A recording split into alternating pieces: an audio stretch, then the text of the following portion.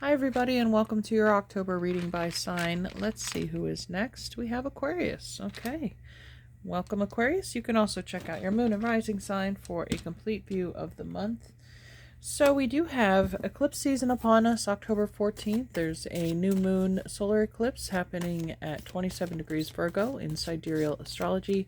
And then of course the full moon partial lunar eclipse on October 28th at 11 degrees Aries. So what messages can we expect for you, Aquarius? We also have, of course, the holiday of Samhain or Halloween on the 31st. All right, one more. Okay, underneath the deck here, we have the King of Swords. This is you, or Gemini or Libra. Let's take a look at the rest of your cards. We have the Five of Wands, Three of Cups, Ace of Coins, Queen of Swords. So we have now the King and Queen of Swords, the royal couple showing up together in their same suit, and the Seven of Flames. So right away I'm getting the power couple vibes, or the strong unity within yourself if you are single. But there is a clear and powerful connection between you and Source. Your manifestation is strong this month with the Ace of Coins here and the Three of Cups. There's a celebration or a victory over accumulating some material success. Our Seven of Flames and our Five of Flames on either side of this rather joyful energy tells me it's something you have fought for or had to compete for, work hard for, and now you're taking steps to protect that. Creating firm boundaries and lines for those who may be seeking you out for your treasure. So maybe don't advertise your material success. People may change their behavior around you as a result. Okay, I'm going to keep that there while we take a look at the rest of our oracle cards for you, Aquarius. What's going on your journey here?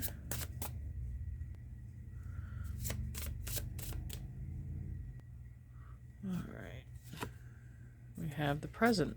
Okay, there's a meeting point there. All right. The present could also be referring to the gift of the Ace of Coins. And underneath we have transformation. So something changing for you in a big way on the material plane. Again, something worth celebrating. This wants to peek out to sacred space. All right, I mentioned boundaries or putting up barriers around your energy or your material gains.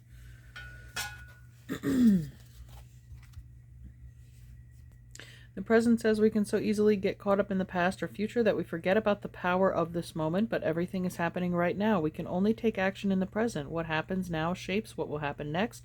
Instead of focusing on the unchangeable, allow that energy to return to your body. Let go of anything you wish to release and immerse yourself in your surroundings. Focus on your body, take a breath, wiggle your toes and dance.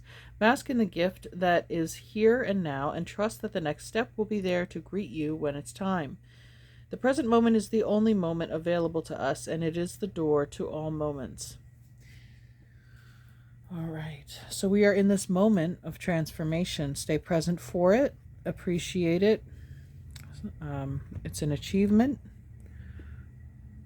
And also this sacred space, taking time, protecting your boundaries, your energy is what is allowing you to stay present and observe things in the moment as they're happening. Appreciate where you're at right now. You've fought hard for it. All right. Get an astrology card.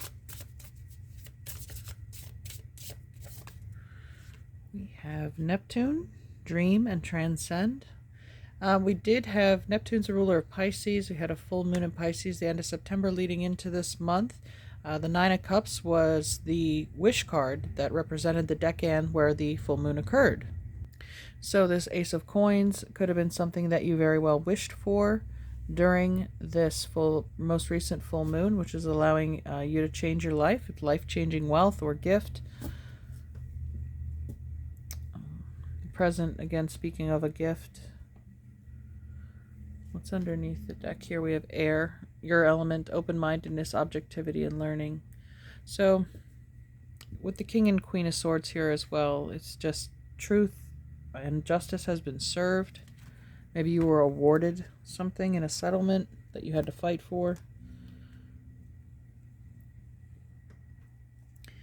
All right, let me see what your alchemy card is.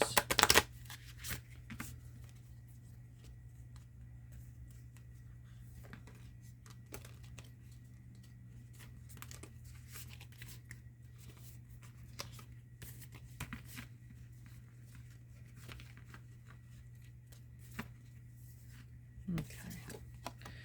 We have the red and white rose, number 59. And this other one here, resin, 38. Underneath the deck we have Mars, or Eris. So the fighting masculine principle, the fire energy on either side of this reading. This is actually Mars and Leo, and the Five of Wands, and Saturn and Leo. So both Leo based, having the courage, the fire, the passion to defend, protect, rise up.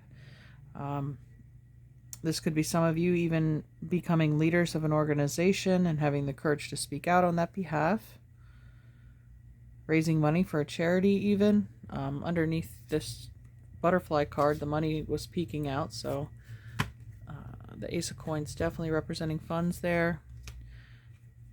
But let's read about the red and white rose. It's called Vital Force, Arising and Awakening. In the laboratory, the merging of red and white is an exquisite moment. It means something is coming to life before the alchemist's eyes. And I was just thinking the element of air is usually like white, and fire is red. Air and fire are complementary, and they oppose each other on the zodiac wheel. So Leo is across from you, and we have 2 Leo cards showing up. So moving on, the pristine white of the rose is not threatened by the blood red pigment. Their mixing does not make pink. Rather, each color remains vibrantly itself, expressing its message.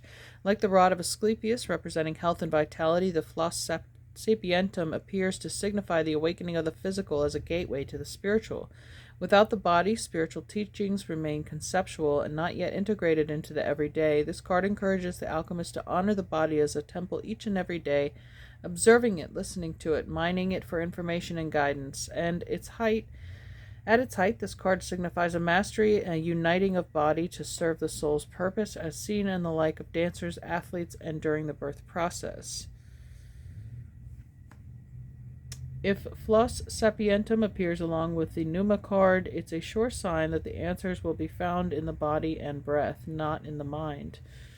It's interesting, Libra, your sister air sign, got the Pneuma card. So, in esoteric yoga practices, one may understand this card as Kundalini rising, or the activation of what in Sanskrit is called the Ida, Pingala, and Shusamana nadis.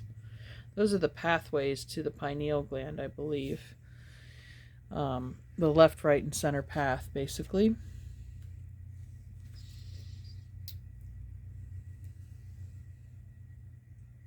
Some of your victories might have been in the physical plane this month, as far as fitness goals being reached as well, by merging your spiritual practice with your physical exercise on a daily practice. The baby became a meditation for you. Okay.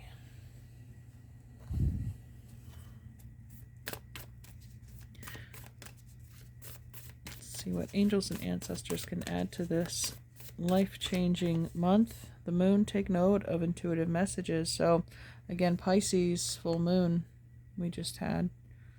Again, the eclipses may be extremely powerful for you, especially I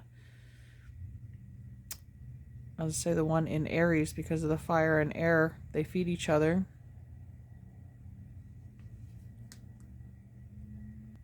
And actually underneath we have the Hermit, retreat and recharge. We have the sacred space here, this mental retreat. This is also Virgo rules the Hermit card, and the Virgo new moon solar eclipse in the middle of the month may be that perfect time to clear out and prepare for this transformation to come in.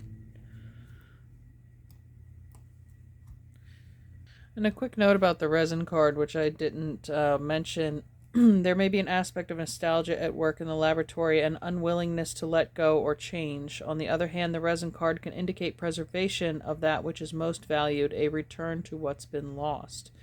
So it depends on which side of the transformation you are currently on. If it's before the transformation, it may refer to that holding on aspect. If it's afterward, it may have to do with preserving the changes that you've made in your life.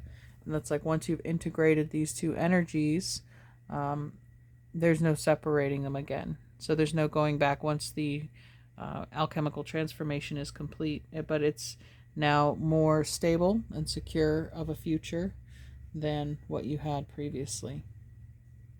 It serves you better on a daily basis. All right, let's get your Queen of the Moon Oracle card, since the moon did show up here rather prominently. All right, pleasure. Okay. And self-love. All right. So again, this change could be around practices involving your health, because it's Virgo. And it's as an act of self-love. You get a lot of pleasure and internal reward and validation for your efforts. I said some of you might have reached a fitness goal, or even just completing a project that you had started. There's a lot of maybe congratulations that are in order for that. If you're someone who chronically doesn't finish things they start. So it's little victories like that. And then the next card we had was the Void. So the dark moon, the new moon, with the number 1 being a new beginning. So now I'm feeling more this is surrounding the Virgo new moon. All right. And underneath we have Queen of the Moon, sovereignty. So coming into full power, this is the last card in the deck. And it's the full moon of full moons. So, all right.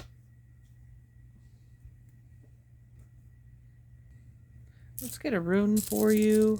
I'm doing that for all the signs this month. Okay, this one, I forget. I don't have all the runes memorized yet, but let's see.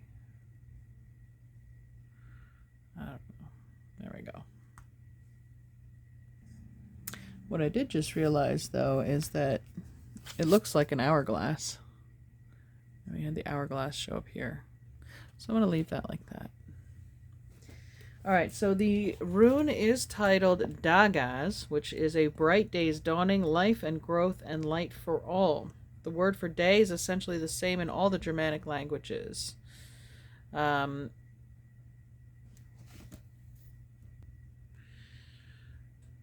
The Dagaz is the light of strength and comfort that comes from the Creator, the Sun. It's also the rune of daylight, especially at dawn or twilight, and of awakening. It expresses those moments when the light is especially noticeable because it is just coming into being or is just about to disappear. It is the mystical moment of paradox and liminality, in which right and left brain thinking mesh to form a third state that encompasses both, brings inspiration, bipolar creativity. Dagaz is the light of consciousness given by the gods to mankind. Its appearances indicate the dawn of hope and happiness, sometimes in unexpected places. Most interpretations of this rune are positive, and a reading the appearance of Dagaz indicates that good things are coming. If life has been difficult, it says that there is light at the end of the tunnel. As a seasonal indicator, it refers to the coming of spring. It indicates increase and growth in any area depending on associated runes. This may mean slow and measured progress rather than sudden success, but the eventual results may be a dramatic change. Adopt a sunny attitude and persevere. It's a rune of the present moment, a turning point, a signal to seize the opportunity. So stay present. It's a signal of the present moment. Seize the opportunity.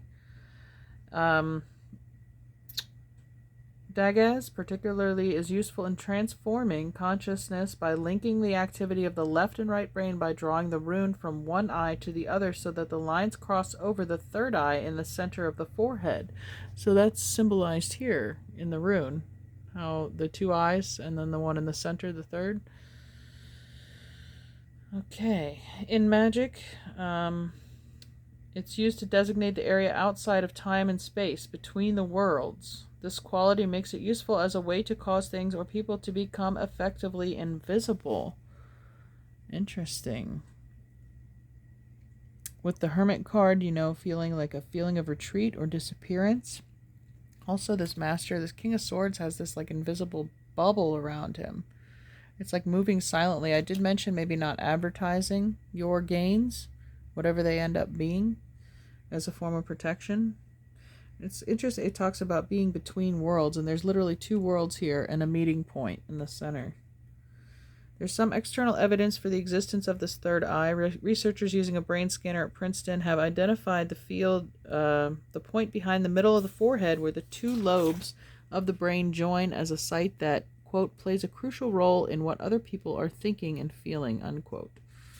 So part of the collective consciousness, as this hermit's third eye is illustrated here too. So there's a deep tapping into the collective consciousness. Or maybe you're transforming to where you're able to observe the present more effectively. With this self-love and card, it's kind of very tuned into you as opposed to other people, though.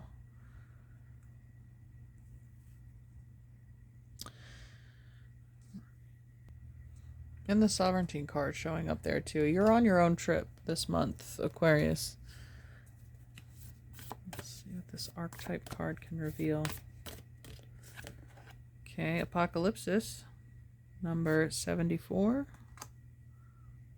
It's called Removing the Veil of Deception. Apocalypsis indicates a particularly painful time, one that unfolds when two disparate dynamics occur simultaneously, pulling the psyche, it seems, in seemingly opposite direction. The first is a lifting of the veil. This means truths that have been kept in the dark are revealed, seen, and unearthed. No matter how relieving it is to witness them come into the light, an element of despair and grief follows.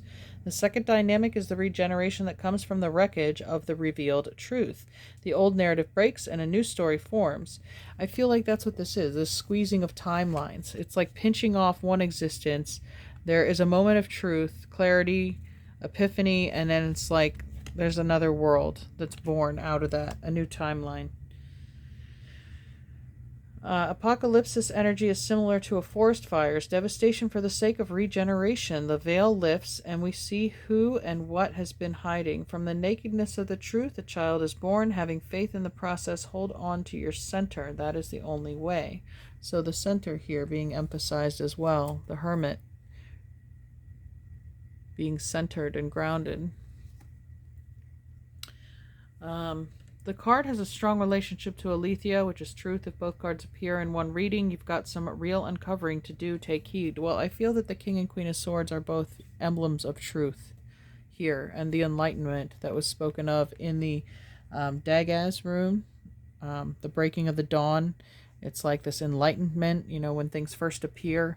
It's like, putting with that whole phrase, let me shed a little light on the subject, and that's what's leading to this illumination. But there's also, yes, the other side of that, despair. That's why they say the truth sets you free.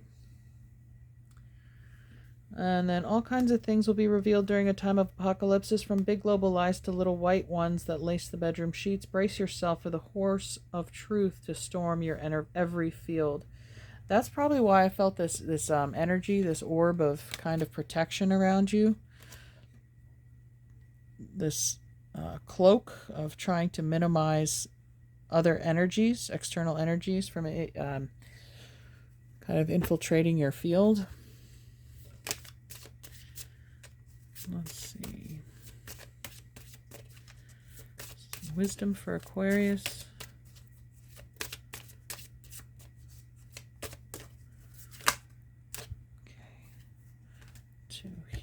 We have intuition. Trust your intuition. Absolutely. When you're that tapped in to self. And the moon. And then we have leadership. Set your goals. All right. I did mention some of you might be put in charge of an organization that manages money or is raising money for something, or you can found a charity or like that. But it doesn't have to be. It could be leadership in another area of your life. We also have Angel of Miracles. Open your heart and expect a miracle. And I feel like, again, that is what we're celebrating here with this Three of Cups. It might be you and a couple close friends, you know, people that you trust. And the Ace of Crystals. It's a celebration of this miracle.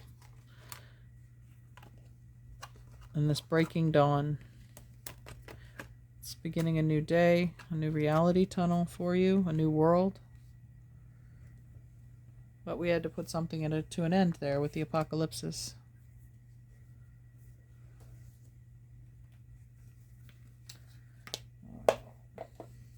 Some making magic cards.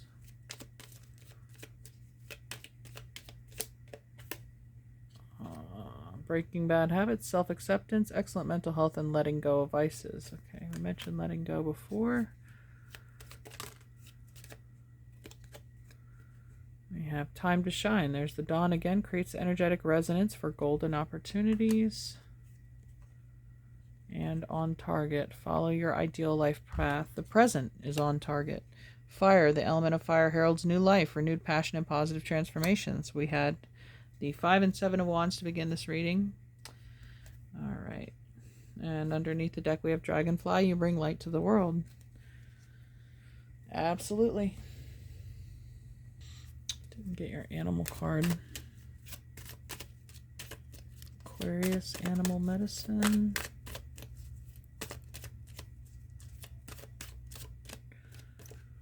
The salmon, 49. That has to do with respawning and rebirth too, the transformation. Swimming against the current to finish its life cycle. And underneath the butterfly, transformation again. Showing up. Okay, so we're at the end of a cycle. We're closing something out. Like the resin was talking about, letting something go. Leave it in the past, leave it in the old reality. The old you, before the self-love. Wisdom and Inner Knowing is the title of this card. Salmon is the sacred keeper of wisdom and inner knowing who, despite strong river currents, will always return to the place of its creation. Its determination is driven by the wisdom of instinct and inner knowing, which yields a sense of purpose that cannot be thwarted by external forces. Coming full circle, salmon medicine people finish what they begin, bringing life's events and cycles to closure. I think I mentioned that earlier, being proud of yourself for finishing something that you started.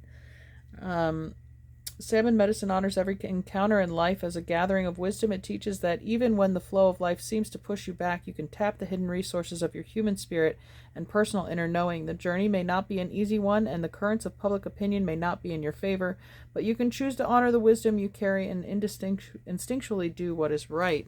Well, that's what the Mars energy is for, too. The taking action, the strength, the courage, with Leo showing up on both sides of this reading. If salmon swam into your cards today, it may be telling you to trust your gut feeling and inner knowing at this time. Avoid the influence of those who may have hidden agendas or who manipulate events for their personal gain. Do you need to reflect on the personal experience that will help you decide whether the tide is ebbing or flowing in a direction that benefits your forward movement and growth? Go back to the beginning and retrace your path to this point. The wisdom is inside you, and when honoring it, you will not go wrong. The silver of salmon skin reflects many lessons. To reclaim your inner knowing, you must see the opportunity in all situations and know that wisdom is earned through both life's easy and difficult experiences. Be willing to listen to others as well as to the small, still voice within. Behave in a manner that honors your path. The proper use of inner knowing comes when you flow with your authentic feelings, embracing all the experiences you encounter in life as learning lessons rather than hardships. Salmon teaches you to see every bend in the river as a new adventure with a lesson you need to learn in order to grow. That knowledge becomes authentic wisdom through applying these truths to your life. All right, we'll finish with our angel cards here.